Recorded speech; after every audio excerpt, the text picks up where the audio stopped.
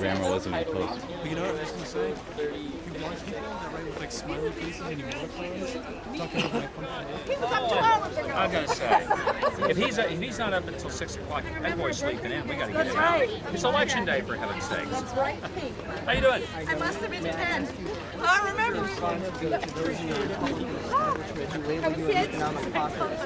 I'd say that they need to really take a look at what my policies are.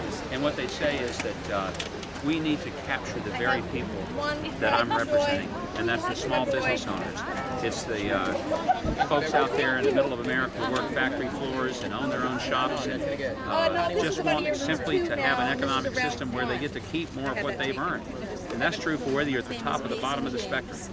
Do you think they're just sort of using it as an excuse to just keep the establishment in power and then I think by so. running another candidate? And I think that's beginning to occur to a lot of the, to me, more insightful pundits. Bill Kristol had a masterful piece in the New York Times yesterday.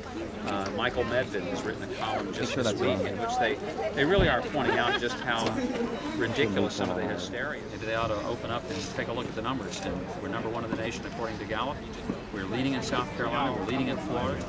We're either leading in every poll in Michigan or tied for first. We're leading in Texas and North Carolina and in Delaware.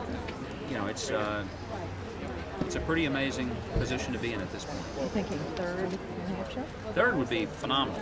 Fourth or above is great for us because we were just 2 weeks ago sixth, and barely that. You know, people had pretty well decided that we just weren't playing here, even though we knew we had strong support growing. Obviously, people ahead of us had either lots of name identification, strong organizations, long history of being here. All of those were distinct disadvantages for us in New Hampshire, but the advantage we had came down to people in this state being very independent-minded and willing to hear our platform. And when they did, we had more people sign up than sign on. What do you make of the fact that Republican race is just going out of New Hampshire maybe so unsettled? Or do you see it that way? No, I don't see it that unsettled. I see us in the best position we could be in coming out of here. The win in Iowa was a big thing for us, but it reflected what was going on in the nation. New Hampshire reflects a significant trend for us. Even if it's not a win, it's a trend.